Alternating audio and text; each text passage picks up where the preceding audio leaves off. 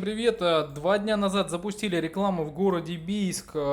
Человеку написал уже в районе 35 человек, 35 потенциальных заявок на ремонт. Вот, посмотрите. Запаролены и так далее. То есть цена. Вот еще обращение. Кнопка громкости. Так, где вы находитесь? Пишет какая-то бабуля у нас с айпадом.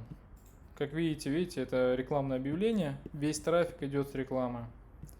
Вот обращение, вот заявки. В общей сложности где-то 38-40 заявок залетело нам, это чисто в сообщениях. И где-то 30 подписчиков пришло. Вот, человек 7-8 тоже ответило в инстаграме, в личке, что эта тема для них актуальная. Записали, так, сделали уже, по-моему, где-то 7-8 ремонтов. Записали на ремонт человек 15, вот так, плюс-минус.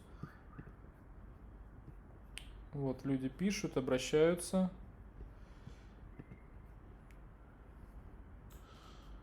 Вот, это что у нас там? Восьмерка.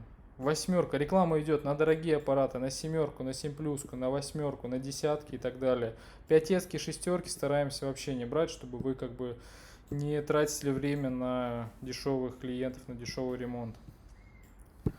Все, если нужны заявки, нужна реклама, нужно обращение, оставляйте у нас заявку, мы вас проконсультируем и запустим на тестовый рекламный бюджет 10 000 рублей. На связи.